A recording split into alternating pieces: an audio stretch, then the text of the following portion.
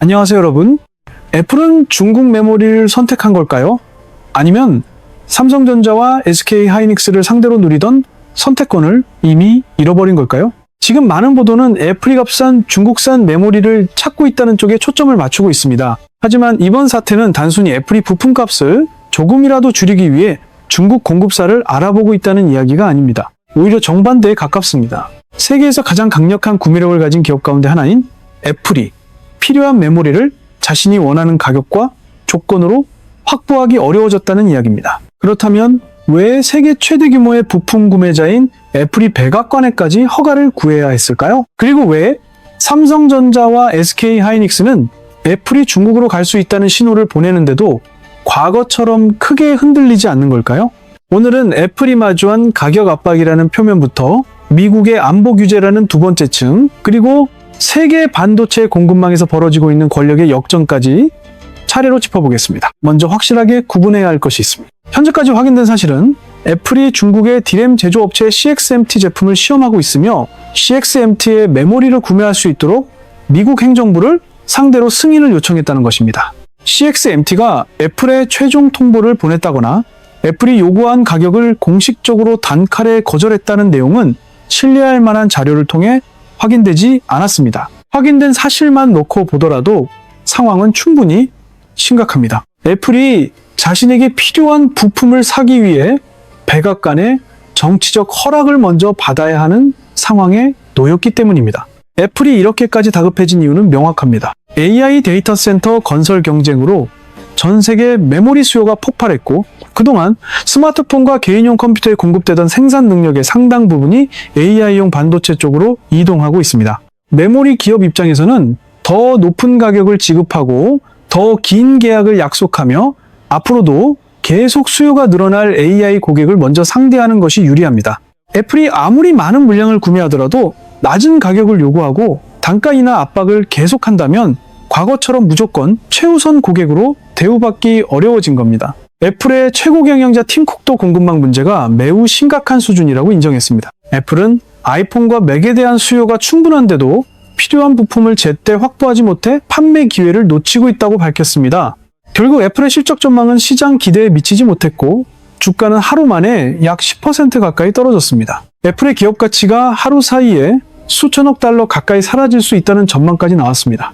이 주가 하락은 CXMT가 애플의 가격을 거절했기 때문에 발생한 것이 아닙니다. 부품 부족과 원가 상승, 서비스 사업의 성장 둔화, 그리고 AI 경쟁에서 뒤처질 수 있다는 불안이 한꺼번에 시장에 반영된 결과였습니다. 여기서 애플의 가장 큰 약점이 드러납니다. 돈이 없는 것이 아닙니다. 물건이 없는 겁니다. 정확히 말하면 애플이 원하는 가격에, 애플이 원하는 시기에, 애플이 요구하는 품질과 물량을 동시에 충족해 줄 수 있는 공급사가 많지 않다는 뜻입니다. 팀 쿡은 메모리 시장이 삼성전자와 SK하이닉스, 마이크론을 중심으로 지나치게 집중돼 있다는 취지의 불만도 드러냈습니다. 공급사가 더 많아지면 가격도 내려갈 수 있다는 논리입니다.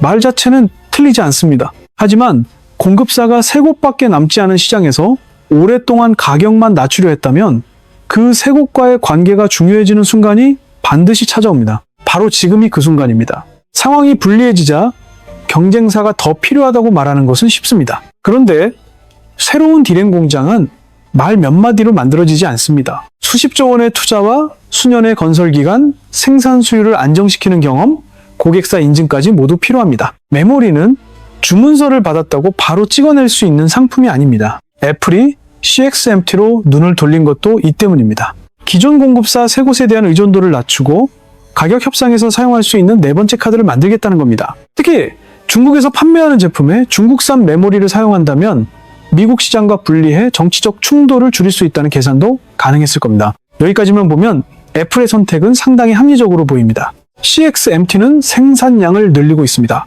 중국 정부와 지방 정부의 강력한 지원을 받고 있으며 최근에는 상하이 증시의 상장에 무려 86억 달러를 조달했습니다. 상장 첫날 주가는 공모가보다 466%나 상승했습니다. CXMT는 한때 중국 본토 증시에서 가장 높은 기업 가치를 기록하는 회사로 올라섰습니다. 이 숫자만 보면 중국이 삼성전자와 SK하이닉스, 마이크론을 바로 따라잡은 것처럼 보일 수도 있습니다. 하지만 주가가 올랐다는 것과 반도체 제조 기술이 세계 최고 수준에 도달했다는 것은 전혀 다른 문제입니다. CXMT는 빠르게 성장하고 있지만 삼성전자와 SK하이닉스, 마이크론이 여전히 세계 D램 시장의 약 90%를 차지하고 있습니다. CXMT가 새로운 공장까지 추진하고 있는 것은 분명한 위협입니다. 다만 생산 수율과 첨단 공정, 장비 접근성, 글로벌 고객 인증에서는 여전히 넘어야 할 벽이 많습니다. 그러니까 결국 애플은 중국을 통해 공급사를 늘리고 가격 압박을 낮추려 했다는 겁니다.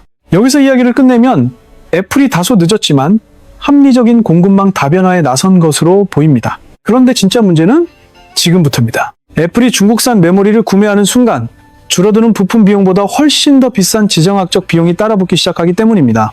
CXMT와 YMTC는 미국 국방부가 중국 군사기업으로 지정한 명단에 포함되어 있습니다. 미국 정치권은 이들 기업이 중국의 군사 현대화와 AI 기술 발전에 기여할 가능성이 있다고 보고 있습니다. 애플이 이들 기업의 제품을 채택하면 단순히 아이폰 한 대에 중국산 부품이 들어가는 것으로 끝나지 않습니다. 애플이라는 세계적인 기업이 중국 메모리의 품질과 생산 능력을 사실상 인증해주는 효과가 생길 수 있습니다. 다른 글로벌 제조업체들도 애플이 사용한 부품이라면 검토해 볼 수 있다고 판단할 가능성이 높습니다.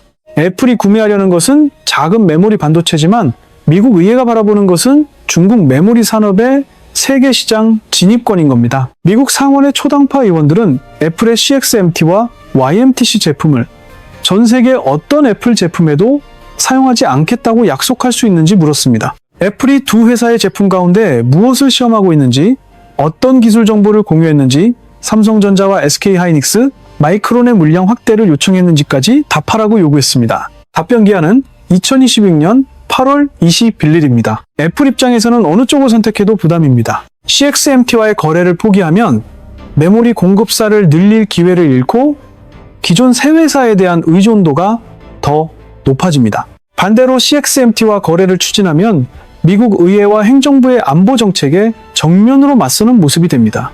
중국에서 아이폰을 판매해야 하고 중국 공장에서 제품을 만들어야 하며 동시에 미국의 대중국 기술 봉쇄에도 협조해야 하는 애플의 구조적 모순이 드러난 대목입니다. 좋을 때는 세계화가 효율이었습니다. 하지만 미중 경쟁이 격화된 지금은 같은 세계화가 비용이 되고 있습니다. 애플은 중국 공급망을 완전히 버릴 수도 없고 그렇다고 중국 반도체 기업과 자유롭게 손을 잡을 수도 없습니다.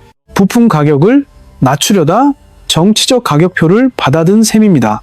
애플은 소비자들의 가격 부담을 낮추기 위한 또 다른 카드도 내놓았습니다. 7월 28일, 애플은 결제업체 클라르나와 손잡고 미국에서 새로운 기기 임대 프로그램을 시작했습니다. 아이폰은 한 달에 $17 99센트부터 이용할 수 있으며 약정 기간이 끝나면 기기를 반납하거나 새로운 제품으로 교체하는 방식입니다. 애플은 이를 유연한 결제 방식이라고 설명했습니다. 부품값이 올라기기에 전체 판매 가격이 부담스러워질수록 소비자에게 한 번에 내야 하는 총액보다 매달 지불하는 금액을 보여주는 방식은 훨씬 매력적으로 보일 수 있습니다. 가격표가 너무 높아지면 가격표를 작게 나누는 겁니다. 물론 할부금이 작아진다고 제품의 총비용까지 사라지는 것은 아닙니다. 설명을 바꾸는 것과 원가를 낮추는 것은 다른 문제이기 때문입니다. 더 중요한 변화는 애플과 메모리 공급사 사이에서 벌어지고 있습니다. 과거의 애플은 막대한 구매 물량을 무기로 공급사들을 경쟁시킬 수 있었습니다. 한 회사가 가격을 맞추지 않으면 다른 회사로 주문을 옮길 수 있었습니다. 공급업체들은 애플의 주문을 따내면 생산량을 안정적으로 확보하고 세계적인 납품 실적까지 얻을 수 있었기 때문에 낮은 가격도 감수했습니다. 애플이 공급사를 고르는 시대였습니다. 하지만 AI 시대에는 고객의 순서가 달라졌습니다. AI 가속기에 들어가는 고대역폭 메모리는 일반 스마트폰용 메모리보다 기술적으로 복잡하고 가격과 수익성도 높습니다. AI 데이터 센터를 운영하는 기업들은 수년 뒤 물량까지 장기 계약으로 묶으려 합니다. 메모리 기업 입장에서는 가격 인하를 반복적으로 요구하는 고객보다 높은 수익과 장기적인 성장성을 보장하는 고객을 먼저 선택하는 것이 자연스럽습니다. 애플이 구매하는 물량은 여전히 큽니다. 그러나 이제 물량만 크다고 왕이 되는 시장이 아닙니다. 얼마를 지급하는지, 얼마나 긴 계약을 맺는지, 공급사의 미래 기술에 얼마나 중요한 고객인지가 우선순위를 결정합니다. 애플은 과거처럼 공급사를 줄 세울 수 있다고 생각했을지 모릅니다. 그런데 지금은 애플이 공급 순서를 기다려야 하는 쪽으로 밀리고 있습니다. 이 변화는 한국 반도체 기업들의 새로운 협상력을 줍니다. 삼성전자와 SK하이닉스가 애플을 필요로 하지 않는다는 뜻은 아닙니다. 애플은 여전히 세계에서 가장 중요한 전자제품 고객 가운데 하나입니다. 다만 과거처럼 애플의 주문을 지키기 위해 다른 고수익 고객을 포기하거나 무조건 낮은 가격을 받아들여야 할 이유가 줄었다는 뜻입니다.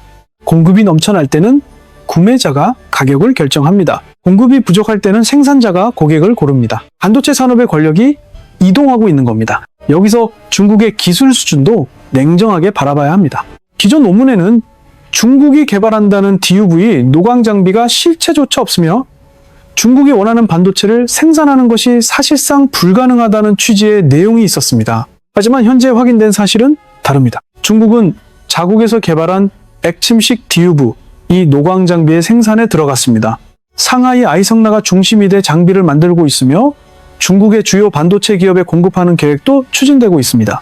다만 이 장비는 아직 추가 시험이 필요하고 네덜란드의 ASML 장비와 비교하면 성능과 신뢰성에서 큰 차이가 있습니다. 당장 ASML을 위협할 수준 아니라는 평가가 우세합니다. 중국이 아직 따라잡지 못했다는 것과 중국이 아무것도 만들지 못한다는 것은 전혀 다른 이야기입니다. 중국의 장비가 당장 세계 최고 수준이 아니더라도 자국 반도체 공장이 사용할 수 있는 최소한의 대체 장비가 생긴다는 것 자체가 전략적으로 중요합니다. 미국과 유럽, 일본의 장비 수출 제한이 더 강해질 때 중국이 생산을 완전히 멈추지 않도록 해주기 때문입니다. 한국 기업들이 지금 우위를 가지고 있다고 해서 중국의 추격을 가볍게 볼 수 없는 이유입니다. 이 지점에서 유럽 배터리 산업의 사례를 함께 볼 필요가 있습니다. 독일의 배터리 기업 바르타는 애플 에어팟에 들어가는 소형 충전지로 성장했습니다. 하지만 애플이 중국 업체로 공급처를 바꾸면서 핵심 고객을 잃었고 공장 폐쇄와 인력 감축에 들어갔습니다. 결국 바르타는 자금난을 이기지 못하고 지급불능 절차를 신청했습니다. 다만 바르타가 무너진 이유를 전부 애플 하나로 돌려서는 안 됩니다. 과도한 투자와 부채, 추가 자금 조달 실패, 주요 주주들이 더 이상 자금을 투입하지 않기로 한 결정도 함께 작용했습니다. 바르타가 보여주는 교훈은 분명합니다. 아무리 거대한 고객이라도 단 하나의 고객에게 지나치게 의존하면 그 고객이 주문을 옮기는 순간 기업 전체가 흔들릴 수 있다는 겁니다. 그런데 애플의 메모리 사태는 정확히 반대 방향의 위험을 보여줍니다. 공급업체가 한 고객에게 지나치게 의존하는 것도 위험하지만 구매자가 소수의 공급업체에 지나치게 의존하는 것 역시 위험합니다. 한쪽이 지나치게 강해 보이는 동안 다른 쪽의 위험은 잘 보이지 않습니다. 시장이 뒤집힌 뒤에야 그 위험이 모습을 드러냅니다. 스웨덴의 노스볼트도 마찬가지입니다. 노스볼트는 유럽이 중국과 한국 배터리에 대한 의존도를 낮추기 위해 키운 대표적인 기업이었습니다. 유럽의 자동차 기업과 금융회사, 각국 정부가 막대한 자금을 투자했습니다. 하지만 생산량을 계획대로 늘리지 못했고 품질과 납기를 맞추는데 어려움을 겪었습니다. BMW는 약 20억 달러 규모의 계약을 취소했습니다. 결국 노스볼트는 현금이 바닥납 파산 절차에 들어갔습니다. 노르웨이의 모로우 배터리도 2016년 5월 파산 절차를 신청했습니다. 이 기업들의 실패를 단순히 유럽 노동자들이 열심히 일하지 않았기 때문이라고 설명해서는 안 됩니다. 배터리 양산은 자금과 기술, 수율, 공급망, 고객 계약, 공장 운영 경험이 동시에 맞아야 하는 복잡한 산업입니다. 국가가 많은 돈을 투자하고 정치권이 자국 산업이라는 명분을 세워도 안정적인 대량 생산 능력이 없다면 공장은 살아남을 수 없습니다. 이것이 한국 기업들의 기회가 되는 것은 사실입니다. 한국 배터리 기업들은 유럽에 이미 대규모 생산 시설을 보유하고 있습니다. 한 조사에 따르면 한국 기업은 유럽에 설치된 배터리 생산 능력의 약 78%를 차지하고 있습니다. 폴란드와 헝가리 등의 공장을 건설해 오랜 기간 운영했고 유럽 자동차 기업에 실제 제품을 공급한 경험도 있습니다. 유럽연합은 2027년 2월 18일부터 전기차 배터리와 일정 규모 이상의 산업용 배터리에 전자식 배터리 여권을 의무화합니다. 배터리의 원료와 생산 과정, 성능, 내구성, 재활용 관련 정보를 추적하는 제도입니다. 유럽 현지 생산 경험과 공급망 관리 체계를 갖춘 한국 기업에는 새로운 기회가 될 수 있습니다. 그러나 여기서 한국이 이미 승리했다고 결론 내리면 또 다른 착각에 빠지게 됩니다. 한국 배터리 기업들은 유럽 생산 기반에서는 강점을 가지고 있지만 세계 시장에서는 중국 기업들의 거센 압박을 받고 있습니다. 2016년 1월부터 4월까지 중국 시장을 제외한 세계 전기차 배터리 시장에서 LG 에너지 솔루션과 SK온, 삼성 SDI의 합산 점유율은 28.7%였습니다.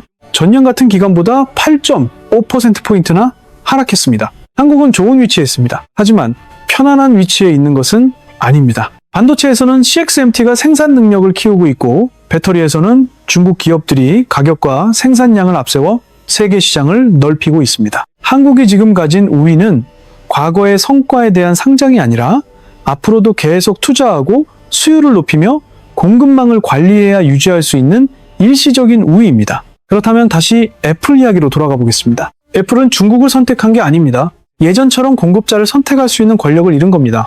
바로 이 한 문장이 지금 벌어지는 사태의 본질을 보여줍니다. 애플은 여전히 막대한 현금을 보유하고 있습니다. 세계에서 가장 강력한 브랜드도 가지고 있습니다. 한 해에 판매하는 아이폰과 맥, 아이패드의 물량도 엄청납니다. 그런데도 메모리 공급사가 세 곳으로 집중되고 AI 기업들이 더 좋은 조건을 제시하자 애플의 구매력은 과거만큼 강하게 작동하지 않고 있습니다. 중국으로 가면 미국 정치권이 맑고 기존 공급사에 남으면 더 높은 가격을 받아들여야 합니다. 제품 가격을 올리면 소비자가 부담을 느끼고 가격을 유지하면 애플의 수익성이 나빠집니다. 임대 프로그램을 확대하면 당장의 구매 부담은 낮출 수 있지만 원가 상승 자체를 없앨 수는 없습니다. 애플이 자랑하던 공급망 관리 능력이 사라졌다는 뜻은 아닙니다. 오히려 공급망을 아무리 잘 관리하는 기업이라도 산업의 구조 자체가 변하면 과거의 공식만으로는 버틸 수 없다는 뜻입니다. 스마트폰 시대에는 애플이 부품업체들을 경쟁시켰습니다. AI 시대에는 데이터 센터 기업들이 애플과 메모리 물량을 놓고 경쟁합니다. 스마트폰 한 대에 들어가는 메모리보다 AI 서버 한 대에 들어가는 메모리가 훨씬 많고 고객이 지급할 수 있는 가격도 다릅니다. 시장의 중심이 소비자 기기에서 AI 기반 시설로 이동하면서 애플의 위상까지 상대적으로 달라지고 있는 겁니다. 맨 앞에서 애플이 중국 메모리를 선택한 것인지 물었습니다. 그런데 지금 보니 질문 자체가 달랐습니다. 애플이 무엇을 선택했느냐가 아니라 애플에게 실제로 선택할 수 있는 길이 얼마나 남아있느냐를 물어야 했습니다. CXMT는 단순한 저가 공급사가 아닙니다. 중국 정부가 국가 전략으로 키우는 메모리 기업입니다. 삼성전자와 SK하이닉스는 단순한 부품업체가 아닙니다. 미국과 중국의 AI 경쟁에서 반드시 필요한 핵심 생산 기반입니다. 그리고 애플은 더 이상 이 경쟁의 바깥에서 가장 싼 부품만 골라 살 수 있는 기업이 아닙니다. 애플 자신도 미중 기술 전쟁 한가운데로 끌려 들어왔습니다. 이제 시선은 8월 21일로 향합니다. 애플은 미국 의회에 CXMT와 YMTC의 메모리를 사용하지 않겠다고 약속할까요?